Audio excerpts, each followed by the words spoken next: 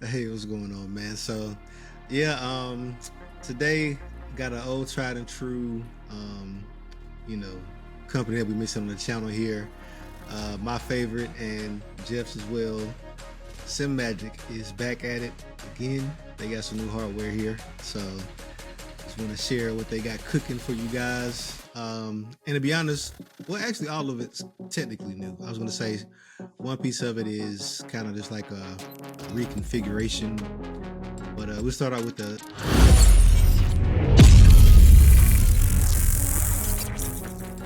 This episode is brought to you by Trophy AI, the ultimate performance coach tool for sim racers. Hello and welcome to the Chicane Podcast, where we discuss all things in the sim racing world. I'm your host, Jason Rivera, and I'm joined here by Mr. Eric Kelly and Jeff Smart. How's everybody doing this week? Doing good, man. How about yourself? Dude, it's the highlight of the week, but we're just clicking these weeks off, aren't we? Yeah. I'm telling you, it's mid-June already, or sometime, or probably coming close to the end here. Yeah, 3/4 of the way through the month. Yeah, June's flying by, man. You know what that means? Oh yeah, Yes, sir. A little bit closer. Sim Gaming Expo coming soon. Speaking of that, George hit me up the other day and said that we still have the highest sold tickets. It keeps selling. So, I mean, I told him Makes sense. I don't want to profit. I don't want nothing. I just want people to go. So it's not too late, guys, to use that code Chicane10. It's still active. You can still use that. And I see he commented on our recent video noting that we have 79 days left till the show, which by the time you guys are listening to this, it's probably like 72. Yep. Right. It's getting up there, man. But it is. I'm trying not to think about that. Just let it come. And as soon as we hit September, I'll start getting, well, actually September, it might be too early. I think end of July, that's when I'll start gearing up for like, okay, here we go. We're going over here. So yeah. But yeah, overall, man, I tell you guys, been a tough last week. I'll tell you now, I'm in a better mood today than ever, and I contemplated bringing this up on the show, but my little dog passed away, and it was very sudden, and she left me a goodbye gift, and that was shitting on my $1,000 pedals. I have to joke about it, but I was really in a tough spot, and the guys here, you know, they called me up and checked on me, so I just I have to put it out there because people might ask for an update on I don't know if I damaged my pedals or something, but she lived a long life, and she was a piece of me went with her, so haven't had much sleep, and it's not a sob story at all. I don't want nobody feeling sorry or anything, but I do appreciate the warm, I guess, the support I've had, you know, for the ones close to me. So really appreciate that. So that's how this week has gone for me. I have not been in the rig at all because, believe it or not, that was her favorite place. Because every time I sat in that rig, she sat on my lap with me. So I don't know how she did it with the wind simulator blowing and all kinds of noises, the steering wheel, and she would fall asleep there. Yeah. Oh, yeah. So yeah, that's how my week went. And it's a part of life, right? So I have to man up, and just life moves on. So Eric, how was your week, sir? Oh, by the way, happy Father's Day, guys. I think we're a little past that. Thank you. Appreciate happy Father's Day to all the fathers out there, all the sim racing dads too. Yeah. How was your week, Eric? Start with you, brother. Yeah, my week was good. Flew by. We wrapped up a couple things with the girls. Dance is officially wrapped up. Had recitals this past weekend, so that was great. Girls did wonderful. They had a good time. So happy to have that. Yeah, happy to have that out the way. Week is freed up a little bit more. Another season down. Shout out to all the dance dads and dance girls out there. That's what's up, man. What about you, Jeff? How was your week, sir? Dude, it flew by. No, it was good. I got a little bit of driving in the sim, but I mean, Father's Day was spectacular. I mean, if you're listening to this, it's a week later, so we can't be held responsible for spoilers. So, my Mercedes did fantastic. in Montreal. They did. I was walking a little taller today in the last couple of days, seeing the races. George came out on top, so that was good. But gentlemen, also, I think we'd be remiss if we didn't bring up F1 the movie comes out on the 26th of June. And I think I just want to say, like, if you're not even an open wheel guy, as long as if you're just a racer, they say that the racing scenes on it are just spectacular. So I'm going to go see it, but everybody that listens to this show already knows that I'm an open wheel guy. So I think you should go. I'm going to go give it a go. I am interested to see if it's going to bring more attention to sim racing. I mean, that's what got me into it is F1, from the Netflix Drive to Survive, and then it articulated into sim racing. But I'm curious to see. Time will tell. I hope they have like a segment in the movie. That'd be dope. Because they do have like simulators that help them test and build setups. So I hope they show some of that. Wow. That will definitely spike the. Hey, dude, and it better not be on the halo of like F1 the game. That would be like, God. It might be, man. EA got it. That would just be like, thanks. That'll ruin it completely. Thanks. Yeah. So I guess we gotta. Beggars can be choosers. I guess though. So. That's fair. Yeah. I think I think we were talking about it. I think the what is that? The premiere's out. And by the time you guys see this, the reviews will probably most likely be out already. And they were saying good things about it. So I have high hopes. I want it to do well. It's I'm a fan of the sport, and having Lewis Hamilton, the 7-time world champion or 8-time world champion, depending on who you ask. He's played a big role in the creation of the movie, and I can't wait to see what a modern, F1 movie looks like, if that makes sense. So I think the last F1 movie we've had was, what was it? Is it Crash? I forget what it's called. And that was quite a while ago. It was the story of Niki Lauda and James Hunt, I believe, which was a great movie. It's the same director. Is it James? I forget who it was. Jerry Bruckheimer, I think, that did the new Top Gun movie, and they said they used a lot. Oh, it's going to be good. Special effects. A lot of the same camera angles and camera setups. So can't wait, fellas. Can't wait. All right, that's going to be legit. All right, I sure hope so. Well, let us know in the comments if you're going to go watch the F1 movie, if you've seen it, and let us know your thoughts without spoiling, please. Yeah. Careful reading these, guys. Make sure you go to the movies first and then read the comments. But today, a little bit more relaxed. I have for the first topic of the day, main discussion, I want to talk about Tokyo Extreme Racer. It's not really a simulator. It's more of an arcade racer, but I'm thinking it's summertime. A lot of families go on vacation, or some of you may travel. And I'm always looking for ways to have something on the go, I guess. I have a big trip coming up, and it's a lot of hours on an airplane, and everyone seems to fall asleep around me every time I get on the plane. So I have a good option for you for those that have a handheld PC or hell, even a simulator, because you can still hook up wheels and pedals to it. But Tokyo Extreme Racer, it's the new... I think the last one was back in 2007. So we've been waiting for quite a while for a new one. And it was supposed to launch. It came in open, early access. And it was supposed to launch like around this time, maybe May timeframe. And something happened that they delayed it to September. So I just want to, let you guys know that I purchased the game months ago and I've been playing it, and it's really good. Like, it's nothing like any other early access games that we have access to that are just straight up broken, but this thing works. I mean, granted, it's not a sim, but I'll give you some notes I have here. It's set on the iconic Shutoku Expressway and Wangan Route, of course, the Tokyo Highway. So that's kind of how it gained its fame. It's the entire game is at night.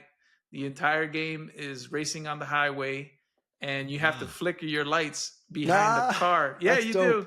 And you invite the guy to race, and then after about like 10 rivals, their class leader shows up and he flashes the lights on you and you got to beat him. And then that's how you unlock mufflers.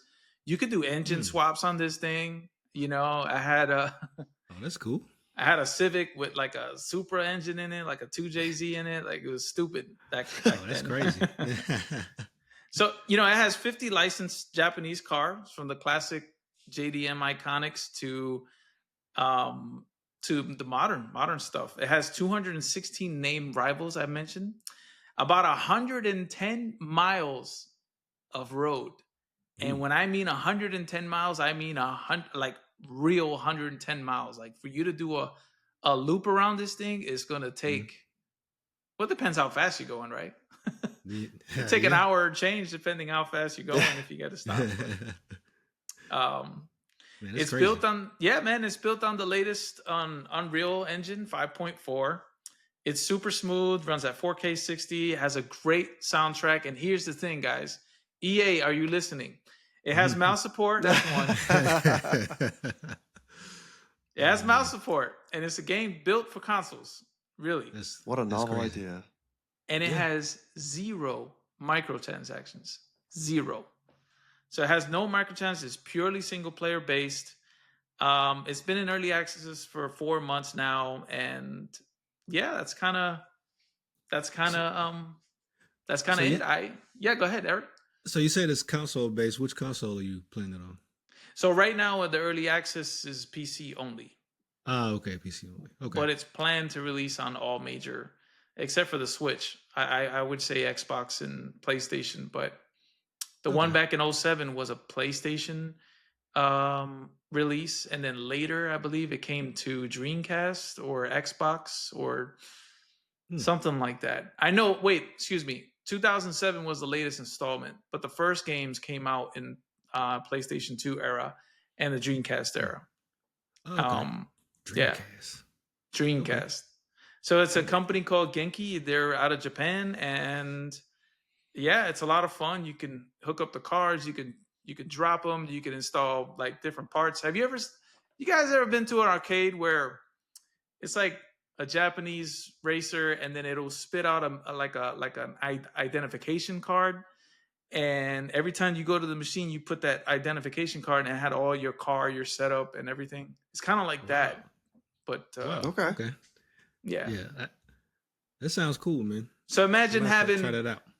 Yeah, imagine having, you can have it on the go, but then imagine having one of those like rigs or arcades right here if you just want to have fun. Like if you're not worried about lap times or anything like that, I mean, it's not really a lap time game. It's more about I'm in front of you and more casual racer. Like okay, seems like a perfect game to just kind of pass the time and if you're saying, if you're getting on a plane or something. Yeah, if you're getting on a plane or you're super bored or you go on a business trip and you can't bring your simulator with you. I mean, and even if you could, are you really going to race on a controller and just ruin your progress? You want to take a break from everything and just either go out, watch a movie, or just say, hey, like I know some people take their VR headsets and they'll watch movies in like 100-inch screen or something like that. Or F1, I've heard. I know Jeff sometimes watches F1 in virtual space, but it's awesome. Yeah, this is a good option. It's a great game. I highly recommend it. A lot of people have been waiting for it. It looks beautiful, and it runs on virtually anything. I have a Legion Go, and that's a portable handheld PC, and it runs great. So I mean, any potato PC out there can run this thing. So. And that's Tokyo Extreme Racer 2025. A lot of us been waiting for it. So that's my topic for today. And let me know what you think. If you picked it up, let me know what you think about it. It's good. I like it. It's fun. Again, this is a sim racing podcast, but again, we can't sim race everywhere. At least I can drive these cars on the toilet. While and not mess up wait for my next stint. not mess up your rating, huh? That's it. Yeah, man. And I want to add in one more thing, and I'm done. Finished with the topic, but this is gonna be a shocker. But I want to try my hand at oval racing. So I bought an Arca series car. I don't know. I bought the What's it Toyota look like? Camry. Oh, It's like okay. Okay. Yeah, yeah. yeah, it's a D class. But then I started looking at the tracks, bro, and I added all the tracks to my cart. It was like $300. I was like, damn. Ooh, ooh. Oh You yeah. could, yeah. I mean, it's some of those D class and rookie. I don't It's know if you're rough. out. Are you out of rookie? I am Dude, you not could out of do rookie, laps. bro. Laps in rookie can be under like 20 seconds. Yeah, They're yeah, quick. yeah. I Okay. think It's like spinning laps in your living room. I don't know. I felt like trying something new and It's just totally different. yeah, test out Yeah. that different side of the sim racing, right? Because iRacing, I keep reading about updates and improvements, enhancements to NASCAR, and I'm like, well, Yeah. damn it, let me try these freaking. Can I get some of these? We got the GT3 model, the tire model, which is awesome. Mhm. But that's about it. Everything else went to NASCAR. So Yeah. yeah, Yeah. I'm interested as well. I don't know I'm if it's telling you, Jeff. Jeff just seems so excited when he's talking about it. Like he's having a blast. I'm like, I might need to try that. My recommendation is don't do like legit NASCAR until you're out of D class. I did it once. Think of like F1, but time or F4 at the first corner times like oh, a million. Because like you're driving, you didn't move the wheel and you just like switch lanes. You know, like just because you like drift, you know, the wind and stuff and the drift and making it through one of a D class like NASCAR or truck series race is a crapshoot. I know. It's wicked fun though. I'm in for it's wicked fun. Dude, I'm in for it. Swear to God. It's coming. So well, interested to hear about your progress as you do it.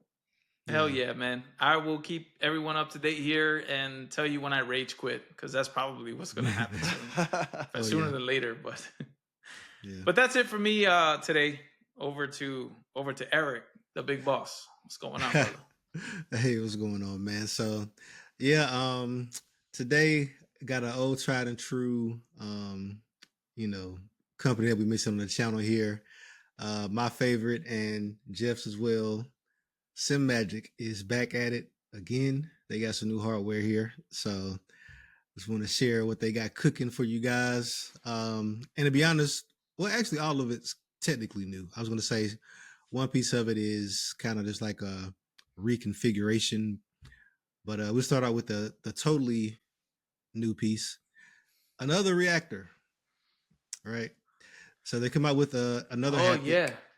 Yeah, so this one slots in between. I don't know if you remember, they came out with the little Neo, little like $16 haptic a while back. Yes. And they have their original kind of like $70 haptic, the bigger one.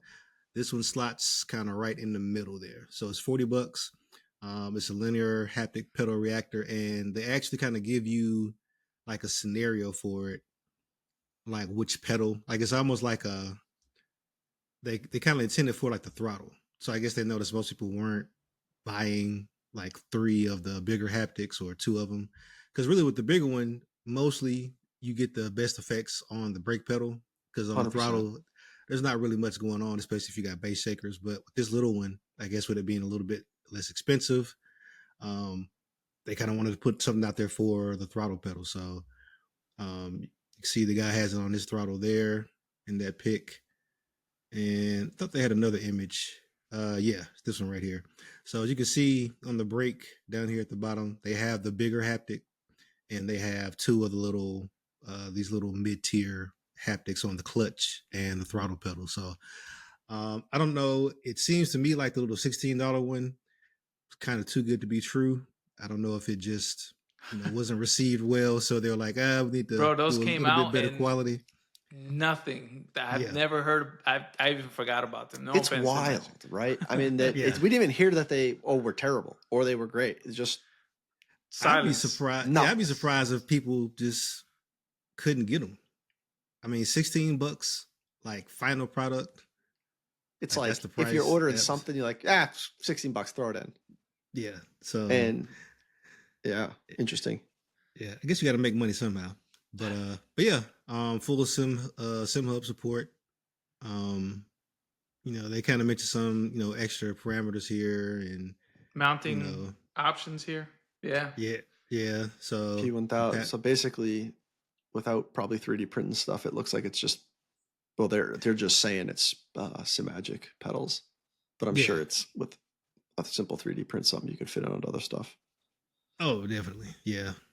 Pretty much the same way with the other ones. And if you got the little box all ready for the other pedals, add this one on and plug it up, and you should the same adapter. Okay. For power. Yeah. Yep. So nice. Yeah, I think this is a nice addition. I guess $40 maybe if you've kind of got all the other, wish list items on your rig. You're looking for something to add a little extra razzle dazzle, throw this in your clutch and your throttle, But yeah, so that is the haptic. And so now we'll take a look at something else that they have been cooking up. So a little while ago, in the spirit of the Neo, they came out with their Neo wheel hub a while back. And this was like a universal hub that allows you to take pretty much, not any wheel, but a lot of variety of wheels and have a Sim Hub compatible hub that you can kind of bolt onto them. You can add clutches, and you get funky switches and a lot of other inputs and stuff. And you can do your, Daniel Newman Racing LED profiles on it. And so now they've actually come up with some pre-configured options. Oh, cool. Some new wheel types. Oh, that looks a lot better than the first picture. Yeah, what's going on over there? Yeah, so, I see this. So this is they got kind of like their little naming convention here. This is the 330T option, and they have a couple others here. They have the 310G, which is I don't know what you call this style wheel. That looks pretty sporty. Yeah. I'm thinking about getting this just because right now all I have is the Neo, and I have the GT1. There, whatever SimMagic's little kind of leather round wheel is. But obviously the hub on that isn't SimHub compatible. And so, yeah, they got some other options. This is another one. So this is almost like the updated version of my wheel, just with a SimHub compatible hub on it. So you see where it says 330? That's the millimeter. The diameter. So the R for around, W for the click on the W. I'm just or maybe I have it wrong here. Yeah. So this one, I know with this one in particular, I think this is supposed to be more like a drift style wheel. Yeah, it's dished. It's dished. Yeah, and because people were talking about different configurations with just the hub when they first came out, and some people were, coming out with different ways you can mount the hub on a dish wheel, and so I guess SimMagic said, "Hey, we'll give you one out the box." I don't like the way this looks at all. Yeah. The other one looks way better when you put the plate, when you put the actual wheel in front of the plate. Oh yeah, not have the was it like because then it hides, it kind of meshes with the wheel.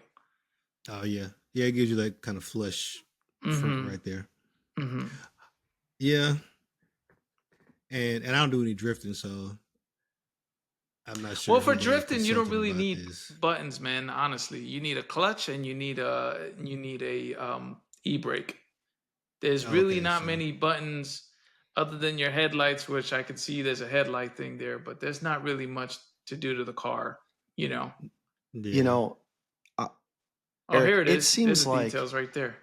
We're talking about new SimMagic gear, whether it be haptics, a wheel, or base or something. I'm not sure there's any company that pushes out products as quick as SimMagic does. Yeah. And a lot of this is just, it looks like similar bases, with different wheels plastered up, mated to them. But nonetheless, it's still just continuing to push out stuff. Yeah, it's in my mind, they're catering to their audience, which at the price point they're selling this stuff at, is especially with the steering wheels, kind of more entry level stuff. And so people that might not have the knowledge to just buy a hub and buy a wheel and go through that process, they kind of give you some out the box stuff. Right. which I think is cool. It depends what you're looking for, right? 100%. Yeah, It depends. yeah, but I'm curious because about you have rally style, right? Which is, I would say yeah, it's hard to say just by looking at them. I'd love to try them. and that's the thing. That's the thing too. Like for the price, because the Neo X Hub by itself is $200, and so when you look at the prices of these wheels, like the wheel and the hub, leather wrapped, CNC aluminum, they're not crazy, especially if you just want to try something. This is probably going at the people like, oh, I don't know if it's compatible. This is just, I can click this and it'll work. I don't have to worry about mating it, adapters or anything. You can just click it. It's at the house, hook it up, and you go. There's no like learning curve, if you will, when it comes to compatibility. Yep. And you're in that ecosystem. So if you got a SimMagic, base already, you got SimMagic pedals, the more options they give you, the more opportunities you have to stay in that ecosystem as well. So you don't have to worry about compatibility or, what hub do I have to get or, stuff like that. I think it's, they got a good business model. I think you get a leg up by using a SimMagic hub if you want to stay in the ecosystem, because the hub is powered. So then there's no wire, right? Yep. Unless you wanted to use, they need to figure that out. Unless you wanted to use SimHub, then you would need to plug in the USB. But talk to me, Eric. Talk to us. So I don't know when this feature is going to enter like the final stages, but on the new set of bases that came out, they did say that they are working on wireless connectivity for SimHub, basically wireless PC connection for the wheels. So you would need the not MagSafe. MagLink? Yeah, you wouldn't need the MagLink. So there is wireless wheels out there. I know Asher makes some. SimiCube has some. Price has got to go up though, yeah? No, actually, the price is very, very similar. It's like close to the same. The problem with wireless wheels is that they run off Bluetooth, and Bluetooth can be interfered. There could be some interference with it. And they're battery powered. So, I mean, that's another thing that you have to charge, which I'm not a fan of. So, the wheels are battery powered. Mm-hmm. Oh, so they aren't getting enough power from the base to run the wheels? If I'm not mistaken, the wireless antenna is wireless, but it needs to be charged. And if you plug it in, then that just defeated the purpose right there by plugging it in. You bring up a great point. Yeah. So if you're racing a 24-hour race, I would be nervous as shit running a wireless wheel. Oh yeah, that'd be wild. Checks out. Yeah. Any glitch in the wheel or any opportunity for the wheel to just have a momentary disconnect can be catastrophic. Yeah, so that's another something to worry about. Thinking about it. Yeah. I'm like, man, I'm nervous just thinking about you doing that race and after like 18 hours. Those are my thoughts, though. Those are my thoughts. I'm pretty sure someone watching this has a wireless wheel, and they're gonna fight me to death, saying that that's never happened to me before, and I've been sim racing 100 years. And that's right. Hey, if you got a wireless wheel and more power to a wireless wheel, let Jason have it in the comments. Let him know what your experience has been. I'm ready. If it's been great or if it's been terrible, let us know that as well. But, all right. But that pretty much wraps up the SimHub. I mean the SimMagic show. I did have another little small topic to discuss. LMU is having a little time right now before iRacing comes and steals all their glory. But they are going to be leaving early access on July 22nd. And they're going to be giving a couple of little goodies. They're going to be releasing a couple new cars, the Mercedes AMG LMG T3 and the Aston Martin Valkyrie AMR LMH. That's a mouthful. Yeah. So that's good. That is a mouthful, man. What? Yeah, it's good, and the car is a beast, at least visually. Anyway, I'll say that. And so, put up a picture of the car. They didn't have the GT3 Mercedes on their site. They just had like almost like a clay model of it, or like a non-textured, non-finished model of it. But I do have a picture of the Valkyrie, which looks badass. That's the only way to describe it, really. So we'll get that pulled up for you guys. So And I tell you, the LMU right now is not doing too well. They updated their tire model. They did something to their physics. I tried it the other day.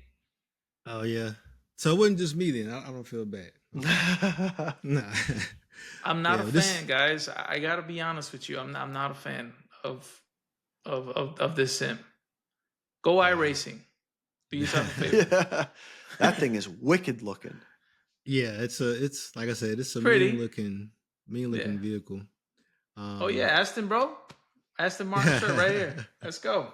Yeah, that thing. That green and neon, they got that color scheme down. That color combo is clean. Yeah, definitely looks good. And kind of piggybacking off your experience with LMU, I've heard great things about it. That was why I kind of wanted to check it out. But for me, the force feedback's been great, right? I think a lot of people. Oh yeah, force feedback is awesome. Feedback is, but just kind of I don't know how to describe it, but just like the racing never really. I think it to really me clicks. I don't know if it's because it's a different style, different cars. To me, it's the braking. The braking is really, this game wants you to be overly aggressive on the brakes, and it doesn't. I think Daniel Morad, he covered this on a video he made a few months ago or weeks ago, and he said that same thing I'm feeling, and I'm not taking it off of the guy's mouth or anything, but I went in there with a blind, a clean slate and said, all right, let's see what the game is like after a few months, because now you're telling me that the game's ready for prime time. So now I'm going to expect a full product very soon, and everything needs to work. Every single thing needs to work, so we'll get back to you on this. I promise. Those people that like LMU though will go down swinging. They love it. Oh, I'm telling you, it's people that it's kind of like you're all in or all out. Yeah. Yeah. And I guess kind of talking about the point of the different cars, and this might just be my lack of experience. What other, I guess, if you like racing those types of cars, what would be another sim that you could kind of get that same experience in? Like prototype? Is that what you're talking about? Yeah. iRacing has prototypes. So. It has all of them. Do you have to be what class? Do you need a B license to drive prototypes? I think A. Yeah, A. So that's going to keep a lot of people a barrier. Don't quote us on that. But, there might be an event here and there that allows you. Does AMS too have some prototypes? No, but we have IMSA, bro. We have IMSA series in iRacing, which is essentially what we're looking at here. And yes, the answer is yes. I think AMS2 does have prototypes in there. Okay. And AC, content manager. There's not a car you can't race in AC. That's I've been driving the hell out of it lately. That's the only F1 game in town. In your background, bro. Oh yeah, with mouse support, huh? With mouse support. Came out like a decade ago. That's it. I think Gran Turismo has hypercars. So there's really. Hey, I'm having a hard time. Shout out to Gran Turismo. And appreciate that, Jason. Who said that? Yeah, I can't believe I said this. I take that back 100% full. I'm not all there this week, guys. You already know I'm not all there. So. Oh man, but yeah. So that's the end of the good news for the update. So they did say they're coming out with a single player career mode. They said they're going to have sponsors, driver ratings, cash, media options, and some form of insurance. And that'll come they say right now, Q1 2026. which Damn, you can So the announce game's it? not finished. So And what are it's you talking about? Is the game y- finished 9 or is months it not away? finished? Like, look, make up your mind, bro. Hey, look, when you kind of mentioned like, hey, I'm expecting a full finished product. I was Right. kind of like in my head, like, wait till you hear this. And then they say they're working on a console version, but that's at least a year away. Listen, bro. doing? What are we You doing? go to a Yeah. restaurant, you order food, and they say the food's ready, but they ain't got steak, and they tell you Yeah. when the food. Yeah, we got your food, but your steak is Yeah, it's gonna take 2 weeks. Now, I'm gonna nah, go catatonic on you, bro. That's it. Nah, I'm gonna be like, we're- what do you just told me that the food is ready. What do you make up your mind? look, 2 weeks. Nah, we're still raising the cow. Right. Yeah. Yeah, that's more It's not like even. it. It's not even butchered. Yeah, you know the We're still cow is raising. 100% grass fed, so you know we got them back there, Yeah. but the food's ready. That's funny. Yeah, your potatoes, we got those coming right out. We got those coming right up. That's wild. Yeah, man. Extra that's gravy. crazy. So Never. I seen tell it. you, that is the funniest shit I've heard in this entire week. It has to be, because Yeah. you can't tell me that something's done and then plan. You know what it is? Is the sugar coating? Not sugar coating? Give me the word, Eric. What is it? It's Gaslight. Shit pushing. it's when somebody feeds you and they keep you coming and it's a little bit and a little bit and a little kind bit. of spoon feed you. Spoon, or like yeah. kinda, Yeah. Like here you go, like a slow son. drip. Just Here you go. Just And give you by a the little, way- just enough to keep you around. We got the good shit, the applesauce, your favorite, but that's coming in Q1 in 2026. Yeah. We're gonna catch. We're in a heat. drought right now. We're in gonna a catch drought. hell from the LMU users here. Come on. Oh, yeah. Oh, Yeah, I'm they gonna telling tear you, us I up, am man. ready. I am ready. Arms out, iRacing, full toe. We got everything, man. We got it there. It's been there. I don't know. We got to add a little spice to this, guys. Chicane Podcast is straight no chaser. Yeah. Yeah, So man. please And leave we're- hate below. Yeah, and we're people. We got opinions, so that's just kinda Honestly, where we okay. If I'm gonna say a good thing about it, I think the sound of the cars is great. I think the graphics are awesome. I think there's many things that they can improve on. If we're gonna compare LMU to how iRacing started, then that's not a fair comparison, is it? But Yeah, LMU has the potential to be way better than what it is. I will say that. I will Yeah. say that. The game's not utter trash. Don't get me wrong. But if I'm going to put time into something, then I want it to be as realistic as possible. And I want those skills to translate to other sims, if that makes sense. If I'm just going to waste my time driving these cars that feel off, they don't feel realistic, and we're getting information from real drivers that drive, because most of you have never been in a racing car. Let's just be honest with each other. Jason, you never drove a prototype? You never drove? Bro, I'm telling What? you, my brother Come has on. one, man. Just making assumptions out here, man. That's his commuter, bro. So Yeah. it's all fun and games, guys. But listen, at the end of the day, I gotta end it with a positive note. Drive what you like. If you love LMU, 100%. Yeah, definitely. if you're married to LMU, then stay married. I'm not telling you to do anything, but iRacing is a great sim. ACC is a great sim. AC, awesome sim. Unlimited content. Tell me that there's a limit with it, because there is none. So Nope. unlimited content. Yeah. You'll die before you could try everything. Or you'll fill I up could- I could promise. run out of hard drive space. Your One of the computer's two. going to explode by the time that you're done transferring everything. So, Yeah. well, thanks, Eric. I really appreciate that. And we'll move over to the next topic. Jeff, what's up? What you got for us, man? Want to have a live coach available on demand? With Trophy AI, you'll be able to practice with Mansell AI at your convenience.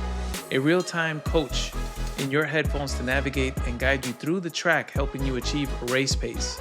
This tool is awesome as it provides full brake, throttle, and steering telemetry on screen, with a live review getting you ready for your next big race. Check links to Trophy AI in the description, and also use Chicane12 in all caps for a 12% discount.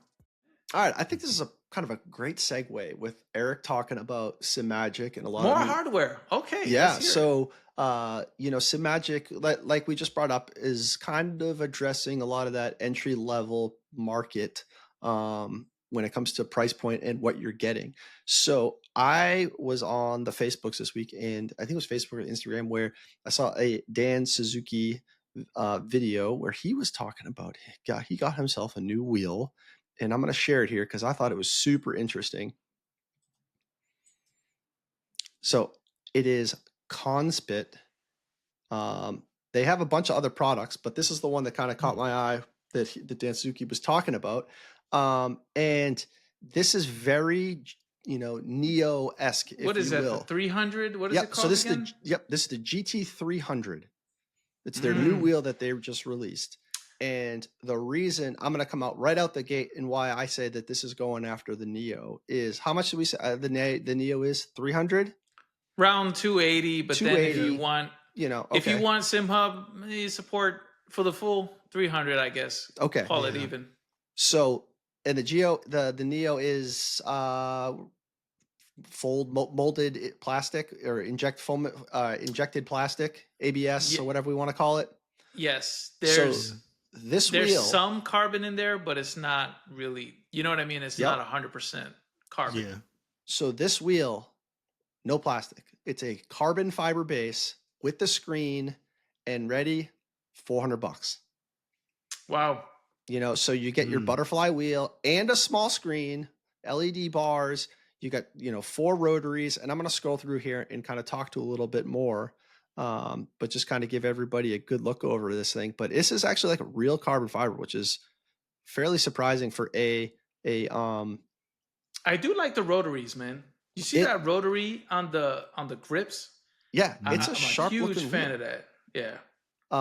And you'll see it's got the 3 rotaries in the middle, the multi-positional switch. And the middle one, when you switch it, Jason, help me out here. When you switch it, and then you can use the rotaries to work through different menus. So so it doesn't.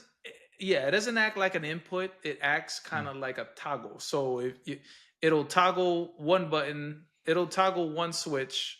There's a word for this, but I want to break it down because this is our show. 100, yeah. I want to break it down so you know what you're doing. So if you turn if you have your switches, you basically have that looks like a 12 position, right? Am I correct? Yeah, I believe it is. Yes. So 12 o'clock and then 6 o'clock on the bottom, whatever. So if you want the second dial to control ABS, then 2 other buttons open up for that mapping. So that's basically what this is doing. It's kind of like what my Asher does, and I think the Neo actually got an update later on in its life to be able to do this type of functionality. But the thing is that by using that middle switch, you lose functionality with that switch. That switch is it becomes a permanent, basically a toggle. It becomes like a mode switch. Like it says, all right, this is mode 1, A, B, mode 2, A, B, and et cetera, et cetera. So I love this setup 100% more than just having a dial that's locked into one thing. You know what I mean? That you may or may not use often. So, right. Yeah. So it comes with 2 funky buttons on each side, or funky switches, funky buttons, LED bar on the cross. You do not get any ones on the side.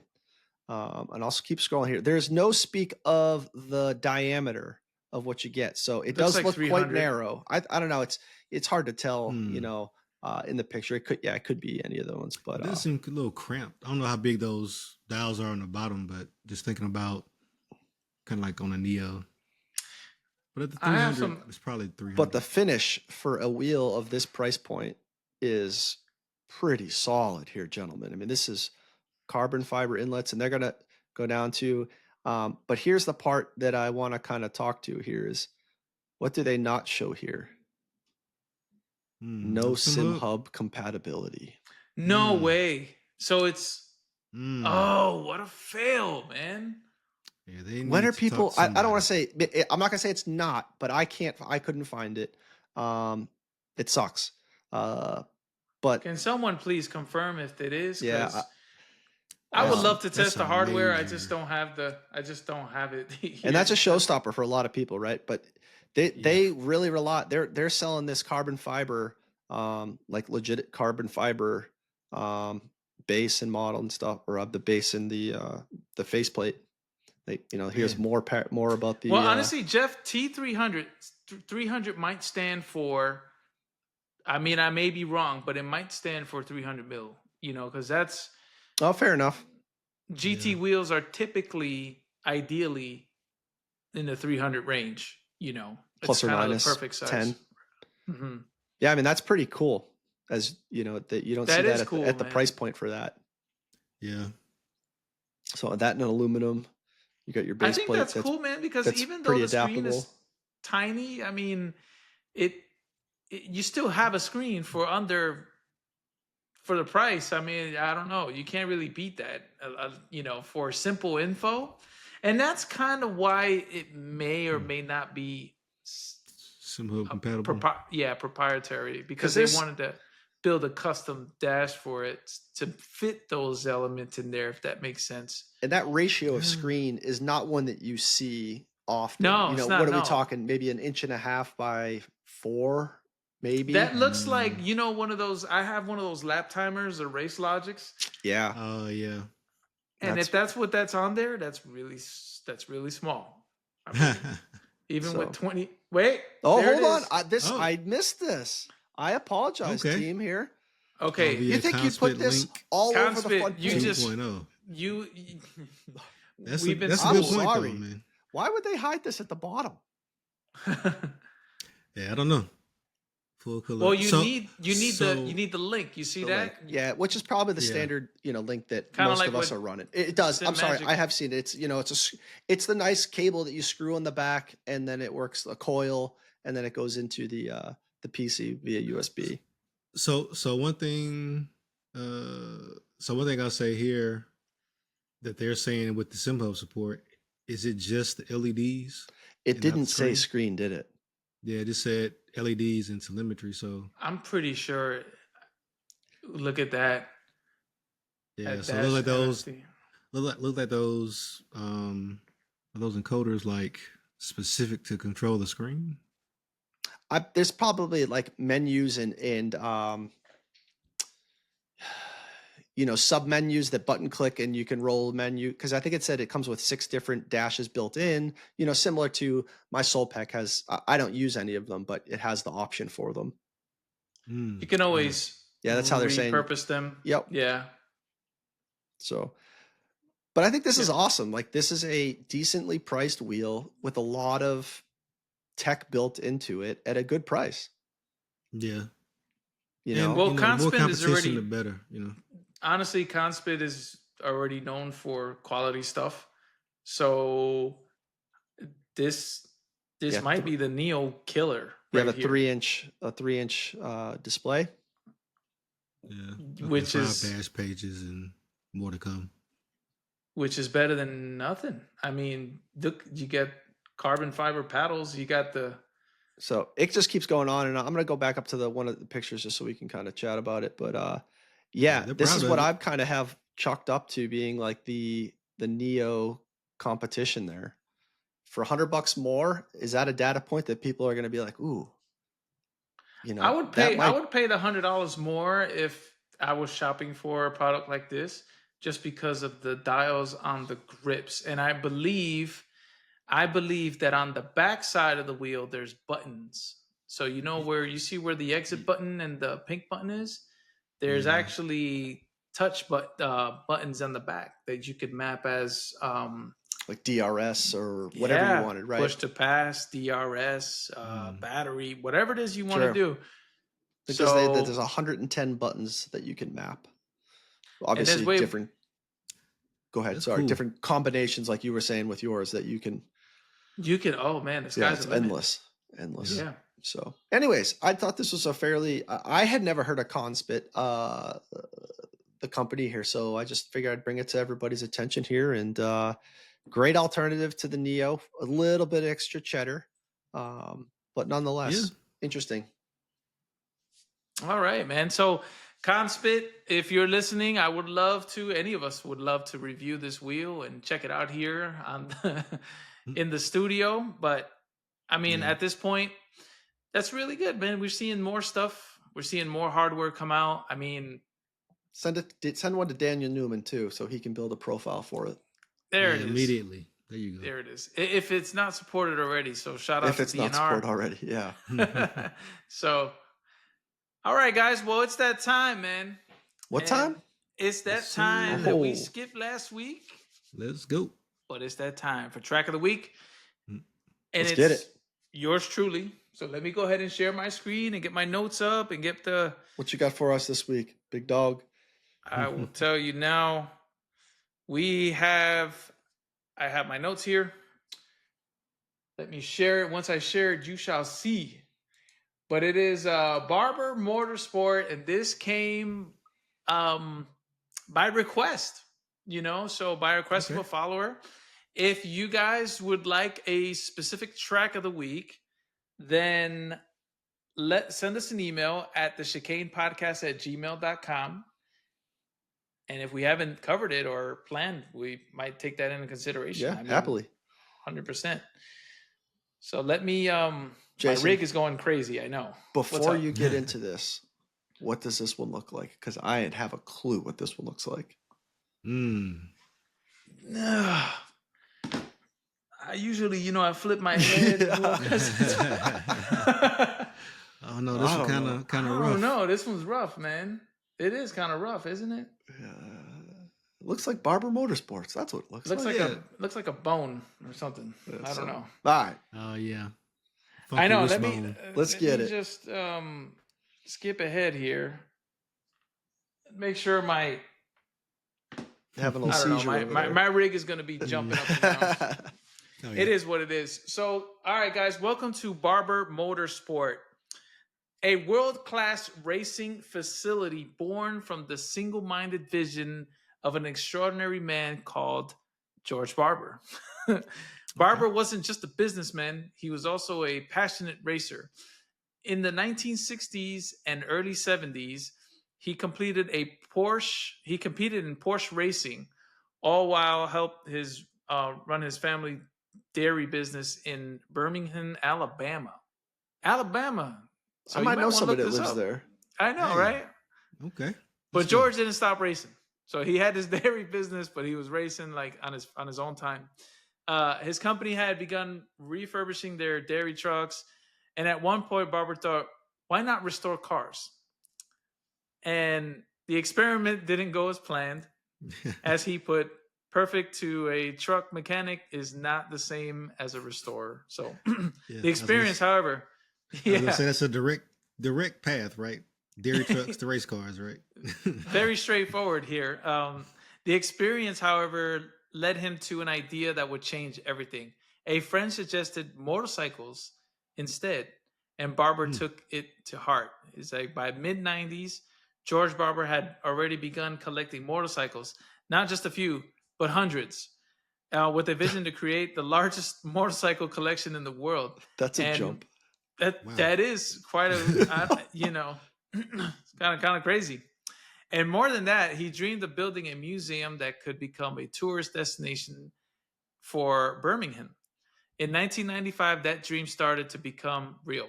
Barber opened a small public museum in a warehouse in Birmingham's South Side district. It showcased 325 motorcycles and a few vintage cars. But even then, it was clear this was just the beginning. The turning point came in 1998 when Barber sold the family business, the Barber Dairies, if I'm saying that correctly, and donated $54 million to his nonprofit foundation. That funding allowed for the construction of a state-of-the-art museum and a racetrack, a place where his bikes and cars could run as well as rest. By 2002, a stunning 740-acre site had been secured in the scenic wooded hills just east of downtown Birmingham. Barber enlisted legendary track designer Alan Wilson to create the course. And the result, well, you already know, one of the most technically refined, beautiful landscape tracks in the world. Excuse me. Wow. The Barber Road course is 2 and it hasn't changed at all. You see this? This is just one layout. Little baby compared to some of the other tracks. It's Yeah. tiny. Well, I mean, like It's young. young. Yeah. Yeah. Well, I mean, It doesn't have like World War II heritage. I mean, the track is technically tiny because it is long, but it's Compact. yes, exactly. It's not really lengthly wise, but it's 2.38 miles long with 17 turns and over 80 feet of elevation change. It flows like a ribbon through the forest. Ooh, okay. Okay. Undulating, complex, and thrilling to drive. There are 2 additional shorter layouts used for training and club events. So this is what they are. So you just take this out, and now this looks like a fake foot. You know, one of those fake prosthetic foot. Okay. All right. You see the connection point in the boot? I don't know. Yeah. Either that or a funky looking guitar, maybe. Oh, maybe, yeah. Some Jimi Hendrix or something. Yeah. So, and then you have the club circuit, which is kind of looks like the Canada GP to me. Shots. I love my Canadians. So let me continue before. So there are 2 additional shorter layouts used for okay. Unlike traditional circuits, there are no grandstands, guys. There are no grandstands lining the main straight.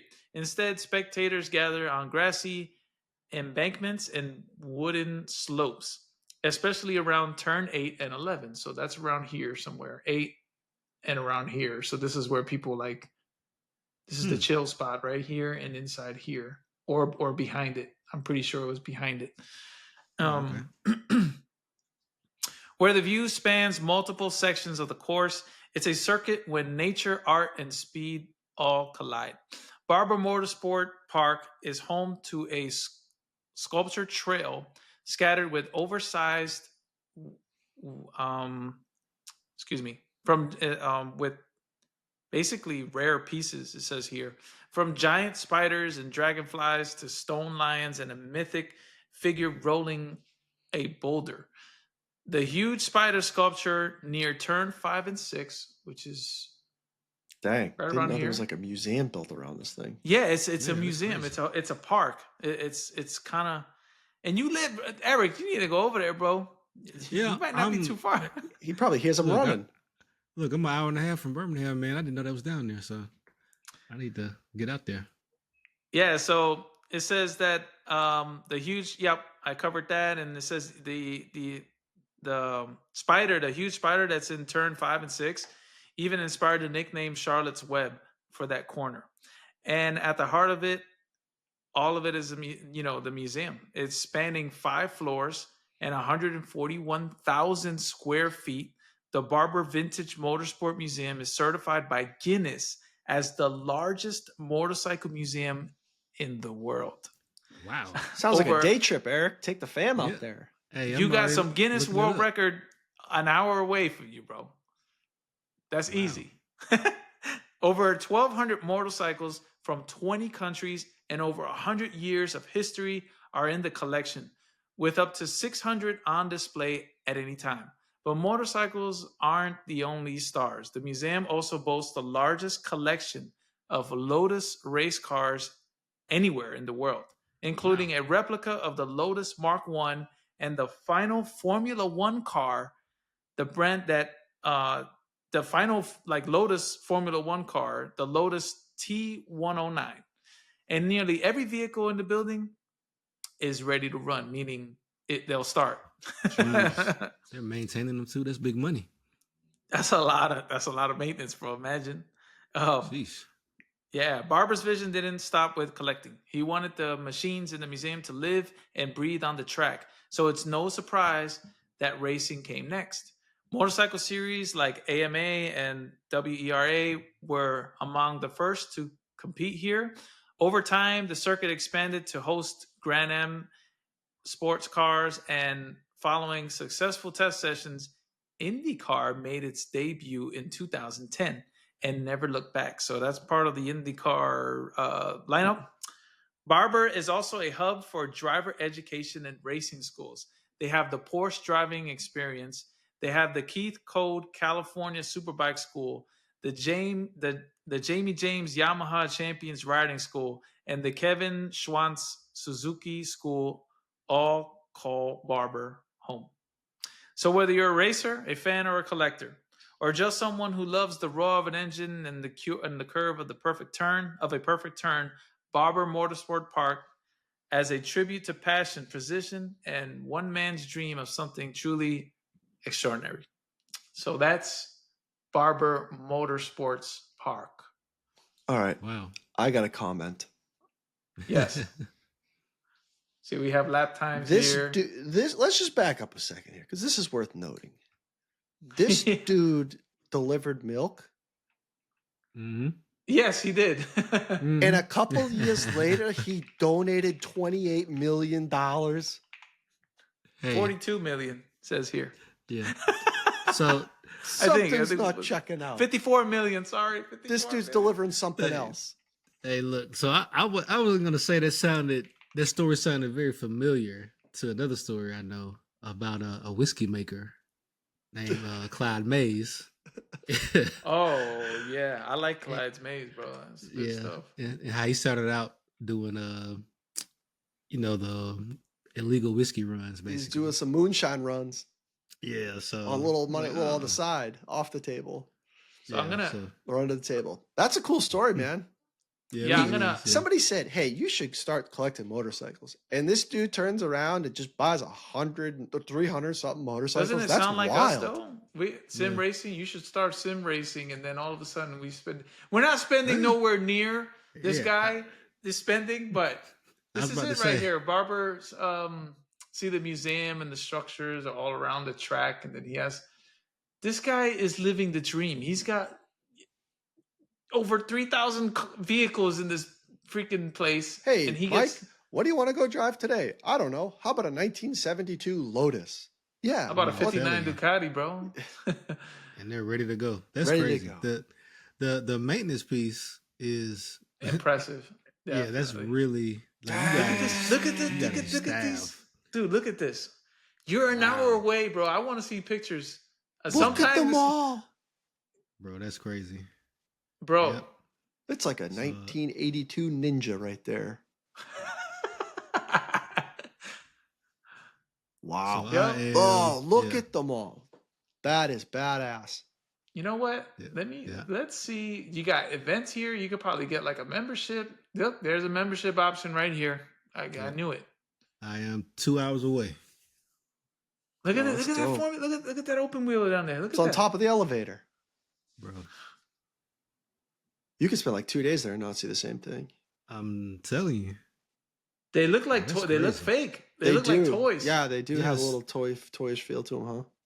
Yeah, it looks like this little Hot Wheels thing I got my kids. It stores all their little cars, all these different slots and all that stuff. That's crazy. Look, they got the Barber Vintage Festival that's happening in October, man. And BMW Motor Days. Isle of Triumph.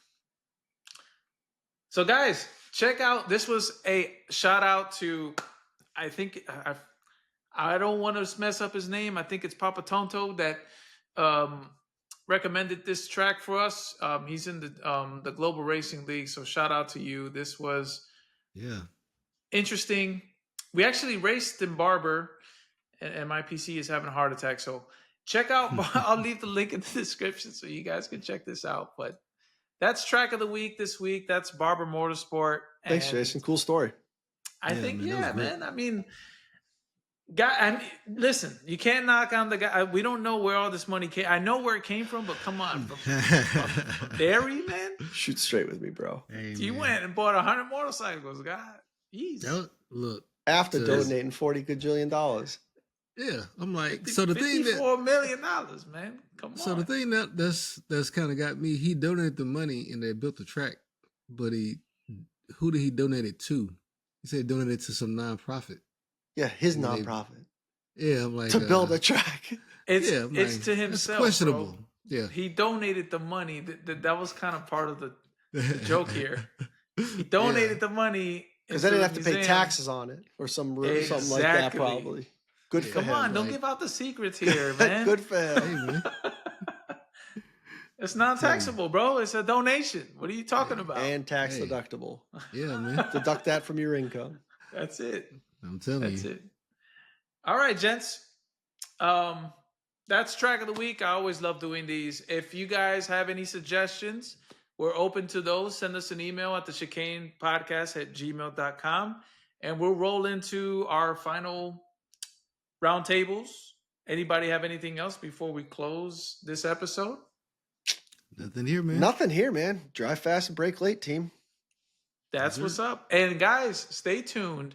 Nim Cross has confirmed that he will be attending the Chicane podcast sometime in July. So just hang tight. He's very busy. He told me, "Yeah, I'm super busy, man. I'm going to the Glen, so I can't make it." I was like, "I wish I was going to the Glen, bro." I'm telling you. So Nim Cross, thank you so much. And I do want to add one more thing before we give a hard shutdown here. We've got an email from Chris David. Bezel Kit and Stuff is the title of this email. And it says, "Hi, Jason. Thanks for a great podcast." Well, thank you, sir. I'm following you guys on YouTube, and I'm curious how you get triple screens linked together. Perhaps you've covered it on the show. I'm racing mostly GT7 and ACC on console, but starting to get a basic setup to seat